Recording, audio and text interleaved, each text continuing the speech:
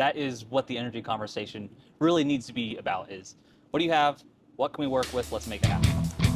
Hey everybody, welcome to the America First Energy Podcast. My name is Ben Wilson, one of the co-hosts of the podcast here. And today I'm on James Madison University's campus in Harrisonburg, Virginia, where myself and Dylan Taylor of the Energy Right team are attending the Resilient Virginia Conference. This episode is going to be all about the relationships that we built here with different stakeholders working in the resilient space. Resiliency is all about supporting communities through hardship and preparing them for the future to ensure that whether it be a flood or an energy crisis, that they're prepared for the future. Energy is deeply intertwined with our capacity to support our communities and a community's resiliency. And we're excited to present these conversations to you today, and I hope you enjoy this episode.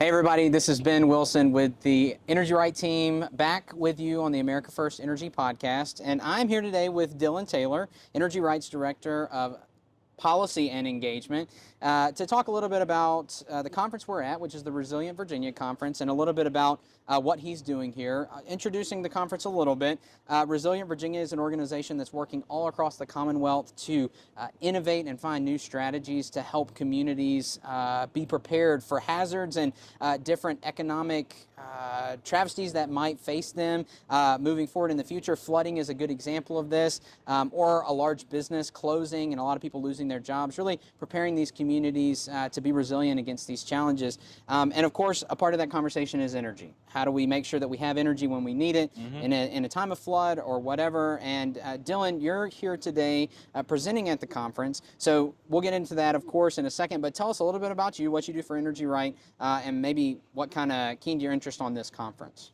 Yeah, so like Ben said, Dylan with Energy Right, Director of Policy and Engagement. Engagement's kind of across all of us, regardless of our position with Energy Right. We all still engage with the community. But on the policy side, help out with a lot of the legislative sessions, our Conservative Energy Caucus, definitely with some more ordinance work, and recently our Sunshine Tour that we've been working on with getting policymakers out to those solar sites here in Virginia. Right, so tell us a little bit about the conference, you know, what you're presenting on here, what conversations you're having with other stakeholders here at this conference. Yeah, so this year's Resilient Virginia Conference is moving Virginia forward, and we always want to move that conversation forward with renewable energy in the communities that we're in. My panel specifically is looking at local resilience, and since we are a community engagement forward organization, I thought it was a really good panel to show how our work in education and prepping communities for solar development or BESS or other renewable developments is really setting the foundation for these communities to be more resilient in load-bearing times on the energy grid, for potential upgrades to the grid that might be aging. So that's kind of what my presentation and panel is looking at, is making sure those communities are ready in the case of a disaster or just being prepared for the next steps forward in that energy industry conversation. Right, I mean, the reality is that in many parts of rural Virginia, which is where Energy Right works most of the time, are, like you said, our grid is aging. We are shipping in energy from other places. You know, we like to say all the time and point out that Virginia is the #1 energy importing state in the country. We import about 40% of our energy, and that reality for people in rural communities, these communities that oftentimes need the most investments in resilience, means that it costs more to get energy to them. It's less reliable, and having that reliable, localized energy is something that's really important to supporting a community when they have to face a flood or when a large business closes. You know, there are a lot of pieces of the economic puzzle in localities, and energy is a pretty central one to that. You mentioned in your presentation a little bit about the role that solar in particular and battery storage in Virginia can play for a locality in terms of bolstering their capacity to invest in infrastructure, invest in flood, protection. And one way they do that is through voluntary payments or siting agreements. So talk to us a little bit about that role and how you see solar renewable energy being a part of this broader resilience strategy. Yeah, so when it comes to localities, we always want local control to be there for these projects. And how local control can do that is with siting agreements and how developers can look at the capital improvement plan. Lots of times communities have needs and wants and desires that they need to upgrade. roads, schools, public transportation, anything like that is typically included in the capital improvement plan. And that is something that we urge counties to take to developers that are bringing in these projects through application process. Be like, here's what we need. How can you help us reach these things? And whenever a project gets through to the Board of Supervisors, Planning Commission even sometimes, those siting agreements can really pinpoint down to where can that money go from this project. I know in Lunenburg County, part of the siting agreement for a couple of their projects helps fund the 911 radio communications. That is a direct need in that county that they've addressed in the past couple months of they're needing to upgrade that. Right. And that is something that solar, BESS, whatever the renewable is, can work with the county, say these siting agreements can help upgrade those systems and maybe expand it to other types of radio communications in the community, EMS. Right. Somebody needs transportation to a doctor's office, hospital. It's not just for 911. It could be for anything that needs those critical infrastructure that those siting agreements can pay forward, that those burdens are taken off of the residents of raising taxes. Instead of your taxes going up $100, $200 a year, solar just takes care of that, and that is money saved back in the pockets of residents of those counties. Right, and the reality is for these communities that are working to become more resilient, whether it be increasing the capacity of their 911 operators or adding new flood walls to rivers and waterways in a locality, those are necessary upgrades that are coming, and finding innovative ways to fund those, to invest in those investments or in those infrastructure upgrades through renewable energy is a great way to do that. Of course, it's not going to be the solution to all the problems, but it definitely is, helps out. Yeah, exactly. It's one of those solutions that we can exactly, and we can incorporate that into our communities and help create a more resilient Virginia. We're excited to be here at this conference. As you continue to listen to the podcast, you'll see Dylan do some more interviews, as well as myself with other stakeholders here. Really looking forward to the rest of the conference and learning more about how we can make Virginia more resilient and move Virginia forward. Welcome back. I am here for another interview at the Resilient Virginia Conference here at JMU with Austin Counts, the Southwest Virginia Solar Program Manager with Appalachian Voices, and he also leads the Solar Work Group of Southwest Virginia. Austin, excited to chat with you about solar in Southwest Virginia and being resilient, moving Virginia forward. But first, tell us a little bit about yourself, your role at Appalachian Voices, and what you do with the Solar Work Group. Yeah, of course. Excited to be here, Ben. So as you mentioned, I'm the Solar and Electrification Projects Manager for Southwest Virginia. I work for our New Economy program by Appalachian Voices out of Norton, Virginia. And so in Norton, Virginia, we've been working to bring solar energy as a part of the new energy economy to the 7 coalfield counties of the region since about 2016. And one of the major ways that we do that is through the Solar Work Group of Southwest Virginia, which is essentially a work group or a collaboration of state entities, of local nonprofits, local residents, and even educational institutions that are looking at how we bring solar energy to the region, not just for job opportunities, but for educational opportunities as well. And so we've been leading that project since about 2016. The Solar Work Group came out of the first ever Southwest Virginia Economic Forum hosted by UVA-Wise. And so we've been really excited to continue leading that effort into the near future. And hopefully even expanding it into a little bit more of what we're talking about here today, being energy resilience in those same coalfield communities. Yeah, great. So all the work that the Southwest Virginia Solar Work Group and Appalachian Voices is doing at all different scales is super important. Like you said, moving us into the new energy economy. Of course, in Virginia, we are seeing a growth in solar, some battery storage, and really seeing investment across the Commonwealth, but that's starting to shift into Southwest Virginia. The conversations are growing and they're changing in some of our coalfield counties. Our organization, Energy Right, partnered with you all and your team back in the fall of 2024, hosted some community events to start a dialogue on solar and how we can incorporate that into the community. But talk to me a little bit about some of the recent work that you've done in 2025, particularly the Southwest Virginia Solar Summit. Talk about that impact and how you hope to grow the Solar Work Group of Southwest Virginia's engagement in the region. Yeah, so the Southwest Virginia Solar Summit was actually one of our first really big efforts, not only to gather at kind of like a smaller county level, to gather people together to talk about this kind of upcoming, growing, and continuing opportunity for the region, but actually to bring in stakeholders from all across Southwest Virginia, everywhere from Lee County all the way up to Blacksburg area and Montgomery County, to talk about what these opportunities really are. Because a lot of people have been seeing the news. They've been seeing that solar energy can come to mine sites, that they can come to landfills, that they can come to all these properties that we typically consider as not super utilized or underutilized in communities, but they don't really know the full level of detail about what we're talking about whenever we say that there are opportunities here, but there are also additional challenges. And whenever these things come up in communities, a lot of times the first thoughts are worry, because it's not things that have historically happened in Southwest Virginia. And so through these things like the Southwest Virginia Solar Summit, we want to continue to provide people an opportunity to learn together what this actually could mean for their community, what are the real risks of solar energy development, and what are kind of the false narratives, what are the things that are myths and really shouldn't be at the forefront of why your community is worried about this kind of development.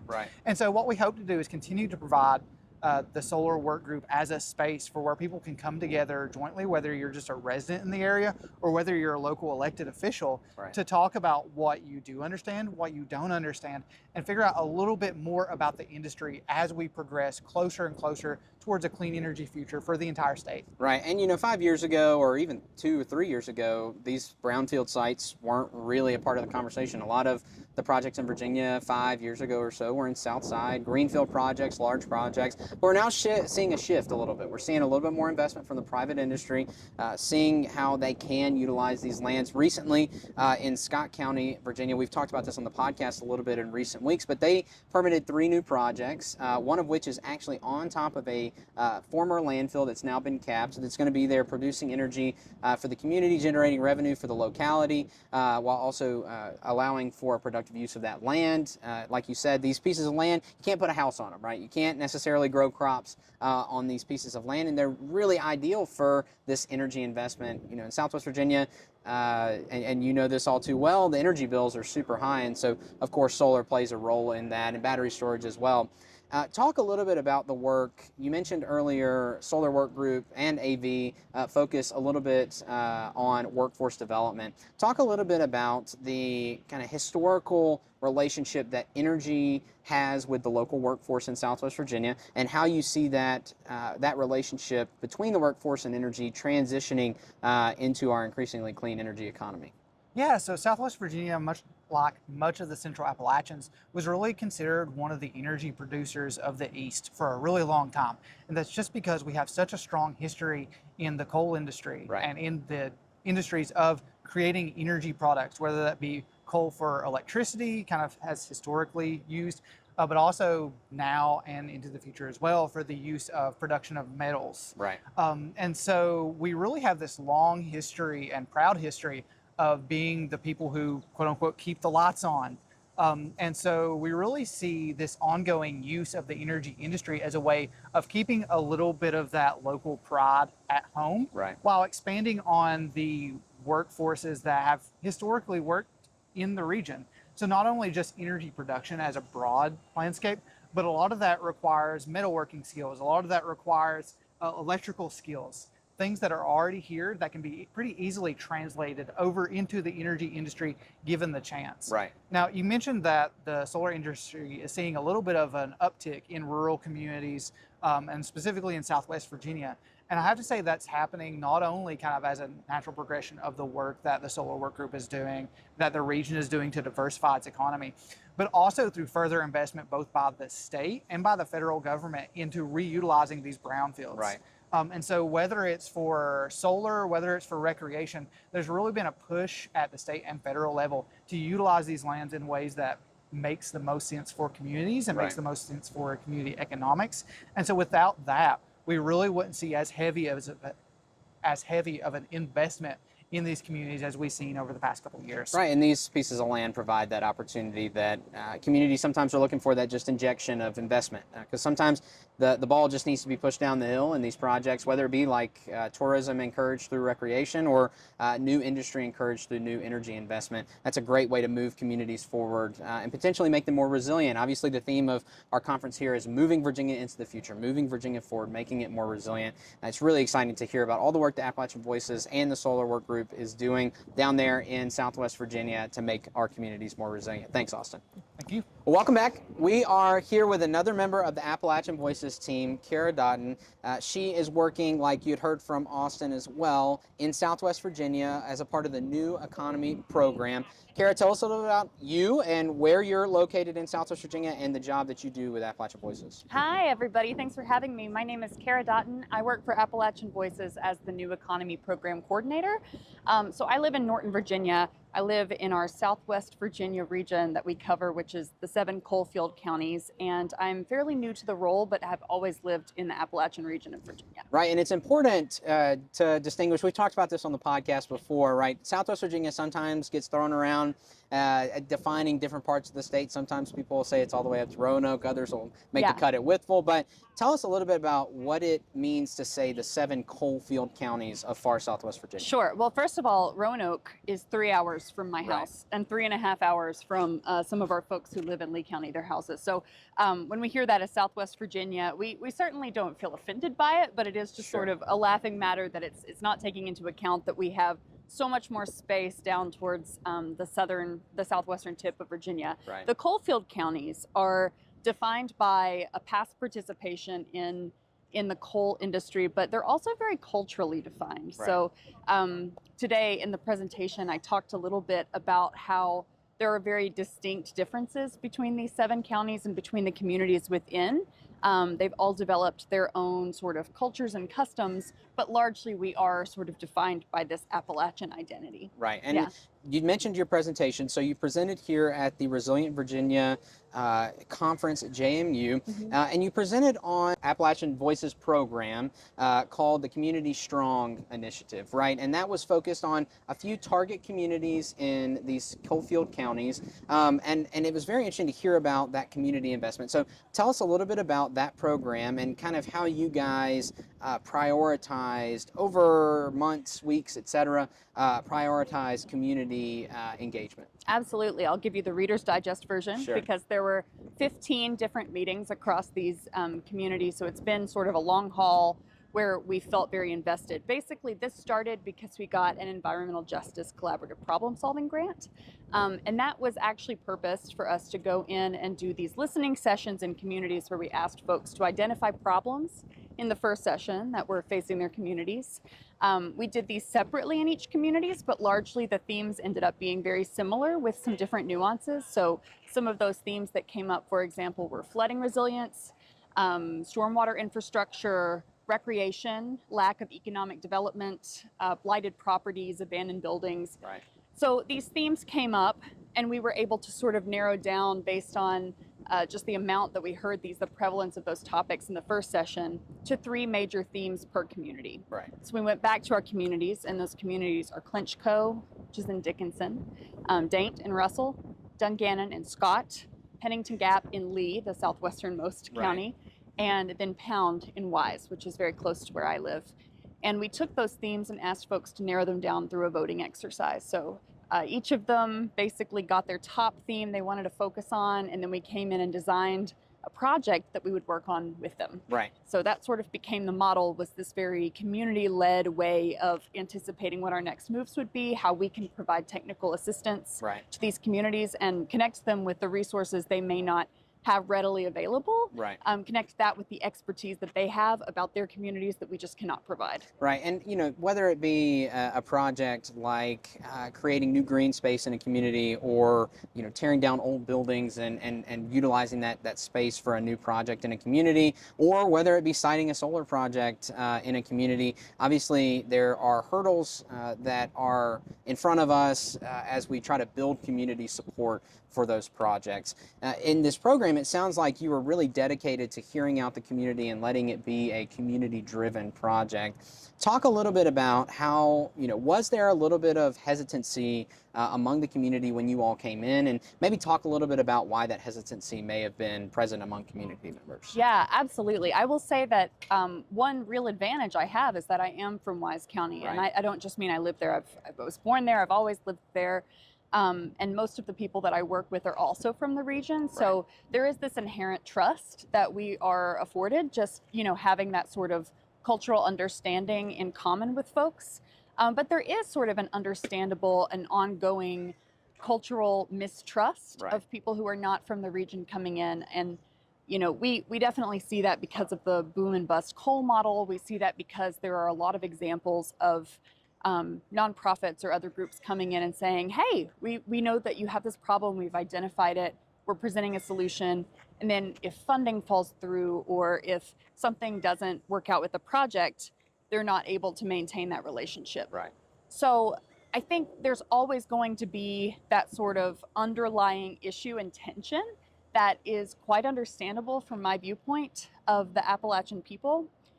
So in my mind, it's about sort of shifting the focus from coming in and giving something to people, as opposed to saying, hey, we're coming in, we happen to have the connections, the resources, the technical expertise that come with being in this particular role, and we want to unite that with the resources that you all have, which is actually knowing the context of this area, actually knowing what the area needs and what you want to see it become. And when you combine those two things, it really becomes more like a partnership and one that can really move us forward, rather than creating this sort of imbalance of power. And I think that's key, that word you said, partnership, and I think we've seen, and I hear all the time when I'm in the field talking to local leaders or community members, when it's talking about solar projects, it's, well, how am I sure that this is actually going to happen? And when am I, how am I sure that these investments are actually going to come through? And part of that is that historical context related to the coal industry, but it's all about creating those partnerships with community members and with local governments and with neighboring counties to create those partnerships, sharing ideas and making sure that those initiatives, solutions, whether it be like you had mentioned in your presentation, preparing for floods, or like other work in the state, bringing on new energy to support local grids, whether it be those two different types of projects, it's all about partnership and working with the community. We try to advocate all the time to people in the private industry that are developing these projects. It's all about community engagement, early and often getting in those communities. So talk a little bit about, maybe if you were to give one recommendation to a solar developer or a new solar project in a community, what's that one recommendation that you would give as they're entering into these communities and looking for success? I'll give you two for the price of one. There you go. So I would say community benefit agreements are extremely important, and communicating very clearly what is going to happen in a community that's going to actually enact change and following through on that. So whether that's increased tax revenue or whatever that might be. And then the second thing I would say is just making very earnest and genuine attempts to get communities in the room for community listening sessions. I think very often we tend to see that there is the same 5, 6 to 10 players who are in the room at all times, and these are often people who have paid capacity to be there. They're people who have been elected, they're people who are maybe working, they're people who are part of the PDC, and those voices are absolutely needed. But in addition to that, I think really going out of the way to recruit people who maybe don't feel like they have a place in that project to come forward and feel like they are really being valued in that planning. Well, Kara, thank you so much for the conversation today and your presentation at the Resilient Virginia Conference. It's really exciting to see the work that you're doing in Southwest Virginia. Thank you so much. Thanks. Hello, welcome back to the America First Energy podcast. I'm here with Harrisonburg Town Council leader Laura Dent. Please go ahead and introduce yourself to our audience. Well, yes, I'm Laura Dent on Harrisonburg City Council. I was first elected in 2020 during the pandemics when everything was virtual, and was just re-elected, so I'm in my second term now. And I've presented myself as an environmental leader throughout my time on council. So I'm both leading with policy and responding to the enthusiasm of a very strong environmental community that we already have in Harrisonburg. That's great to hear that you're help leading that charge in that environmental stewardship approach here in the city. So walk us through some of the programs that Harrisonburg has done to electrify or prepare for the clean energy conversation here in Harrisonburg, and how the reception has been for some of those projects. Well, good. We've created an environmental committee that produced an environmental action plan that has set goals for carbon neutrality by 2050, which is a scientific goal that's ambitious, and it's an aspirational goal that we're trying to work out how we can do that with not just city actions, but the participation of the whole community. For example, our municipal utility, Harrisonburg Electric Commission, has created the Friendly City Solar Farm that people can subscribe to and lock in the subscription to renewable energy over time. And they've just recently announced a battery energy storage project, which we're really excited to see come online in a couple of years to perform what they call peak shaving, as in when, especially in the summer, when the energy use is the highest, is also when the sun is hottest, when people turn on the air conditioner. So it can reduce the amount of energy we have to buy at that peak capacity with the higher prices.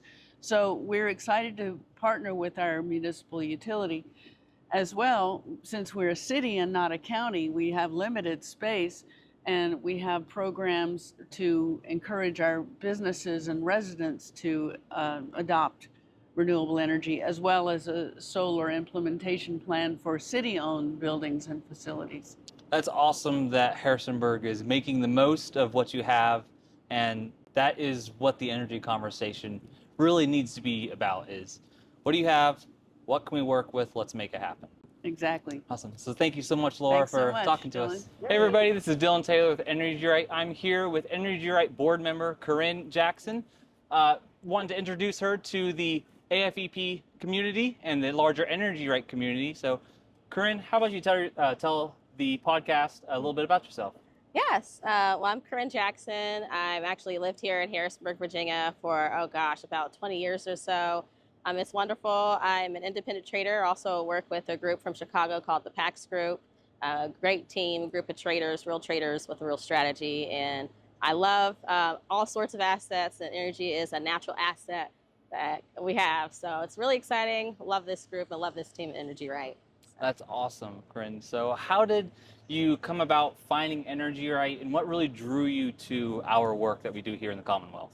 Absolutely. Well, it was a friend of mine actually mentioned Energy Right, and I've always been interested in, again, different assets that can help our community. And so, of course, it comes from the sun. If you like electric cars, a lot of people who have electric cars actually have solar panels in their house. And so a friend of mine talked about it from you all, and it just brought in a key interest to me.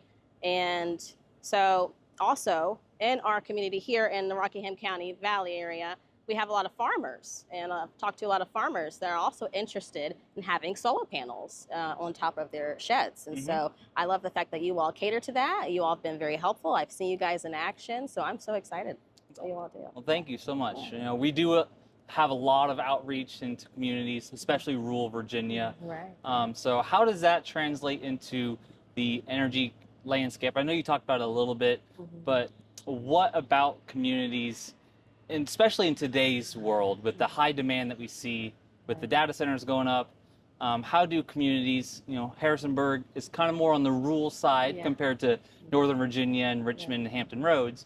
So how does the energy conversation kind of melt into the communities that you see here in Virginia?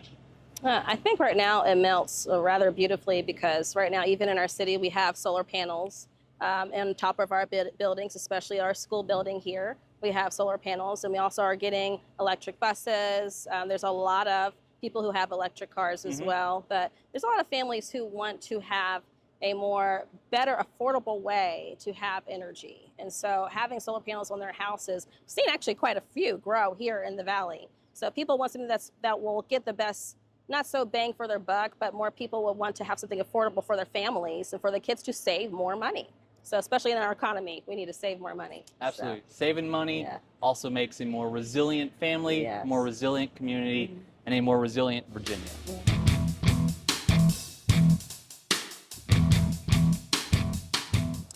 Well, welcome back to the America First Energy Podcast. Dylan, it was really exciting to be at the Resilient Virginia Conference, where we were able to really explore new ideas when it comes to protecting our local communities. Of course, that's been a huge concern in my neck of the woods down in Southwest Virginia, figuring out how we can become more resilient at the local level. And of course, energy is a key piece to that puzzle. Talk a little bit about your experience at the conference, what you took away, and kind of maybe one or two of the most exciting things that happened at the conference. Yeah, so for the panel that I was on was local resilience planning.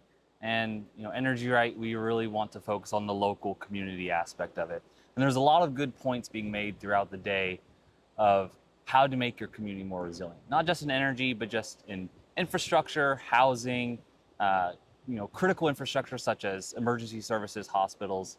And it was really cool to see the different perspectives of how do we make sure that we are prepared for the future, right, and how we move forward, which was the theme of the Resilient Virginia Conference this year, is moving Virginia forward, progressing so that we don't have to worry about the shortfalls or the uncertainties in the coming years. Right, and it was, it's interesting to talk about. Of course, when we're talking about resiliency in our communities, one of the things that comes to mind first is flood resiliency, or preparing for heavy rains. That's been a big concern in southwestern Virginia, of course, western North Carolina, eastern Tennessee. But energy sometimes is a little bit lost in that conversation, right? When you're able to invest in a local grid, when you're able to bring on local electrons, whether that be through solar or new battery storage or other energy generation at the local level, you bring with it transmission upgrades. You bring with it distribution line upgrades, which make a local grid more resilient. And that's kind of what you were talking about in your presentation.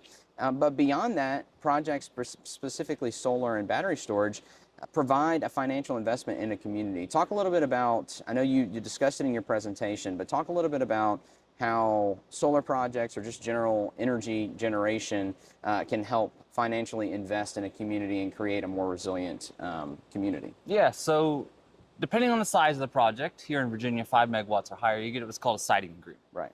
And that is kind of where the county can meet the developer and say, here's where we think that you can really help out with the payments and the tax revenue from solar developments or battery storage developments. And one specific community that comes to mind is Lunenburg. They use the solar siting agreements that they have in place to help fund their emergency services radio communications. Right. And that is something that we brought up during the ordinance talks and everything. Is like, if you are burdened by something in your community and you don't want to put that burden on your tax base, right, your residents, solar and battery can come in place and fill in those gaps where those improvements can be made. Make sure that you're not falling behind in software updates, hardware updates. Right. Make sure that you are always staying forward in that sense. And like you said, with where financial comes in, development comes in, industry can also follow. And that was something I highlighted with the community resurgence part of my panel, was if a development comes in and the community hasn't seen that type of development in the past, something else can come in behind it and make sure that it stays, people are coming back to the community. Right. I know a lot of times in rural Virginia, we're losing the kids, we're losing the young generation to the big cities. How do we get them to stay here? And I know you've talked about it a little bit in this Southwest Solar work group of, that job force creation, that these developments can help give the tools to younger kids, young adults to be like, I want to work in this business. I want to stay home. I want to be close to home, reinvest in my community. right. And a lot of that deals with development and then industry follows. Sure. Yeah, and the reality is especially in rural communities, we've got to find new ways to invest, bring revenue to the county to make sure that property taxes on your just regular old citizens don't continue to go up, and we want to make sure that that balance is right so that we can leverage the investment of those new energy production sources or new technologies, or like you were talking about, new businesses in the community to support, whether it be EMS or maybe the school or other capital improvement projects that might be of note in the county. But of course, coming out of that conference, one of the main highlights being, it's all about moving Virginia forward, and part of that is thinking innovatively and thinking a little bit with a forward mindset, specifically when it comes to energy. And just over the last couple of weeks, there's been an exciting story about one locality in Virginia where they've really been thinking innovatively and thinking to move Virginia forward when it comes to energy. Brunswick County has been not necessarily in the news for their action on permitting solar projects and bringing new investment to their community, but despite not having much news coverage, it's a huge story that we want to highlight in the news section today. A little bit different than what we usually do, but Dylan, you've led a lot of energy rights work alongside other members of our team in Brunswick. Talk a little bit about what's going on in Brunswick over the last couple of weeks and why it's so important. Yeah, so over the last month or so, we've had down in Brunswick a very fruitful, I'd say, permitting process for projects in the county. Nearly 600 megawatts have gone online through the permitting process since the beginning of May, and since the beginning of this year, almost 1.5 gigs has been permitted in Brunswick County, and that's not been picked up a lot in the newspapers, but it's definitely something that we pick up because we interact down there nearly every week, and it's really good to see that it is becoming that model county in Virginia. It's got a good ordinance.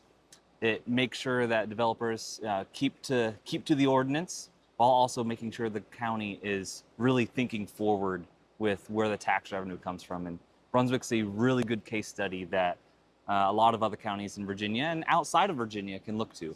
Right, yeah, and the reality is once these projects are constructed and built, and once they're generating energy, they'll be producing tax revenue multiple times greater than what was already on that land, helping to generate revenue for the county so that they can invest in the schools and the roads, infrastructure, while also providing energy locally.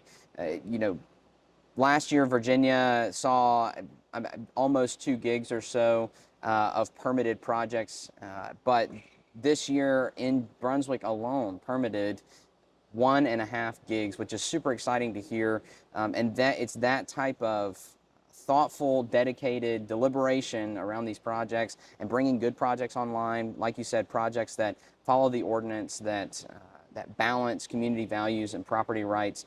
It's those types of projects, those types of decisions that will help move Virginia forward, make Brunswick a more resilient community, but also wherever that energy goes will become more resilient. Absolutely. More energy on the grid, helping to lower costs for consumers and energy users like you and me, to make it easier for us to invest in our community, overall making Brunswick County and that region more resilient. Very exciting to hear all of what's going on in Brunswick, and congratulations to you and other members of our team on the exciting news coming out of Brunswick. Yeah, Brunswick's been a really fun county. The community down there really does value innovation. Sure. They really do value and recognize that they've lost a lot in the county over the last decade or so in economics, and this is that way for that county to come back, be a stop on I-85 that it used to be, and we really hope Brunswick continues forward, continues putting the community first, and continues putting themselves in a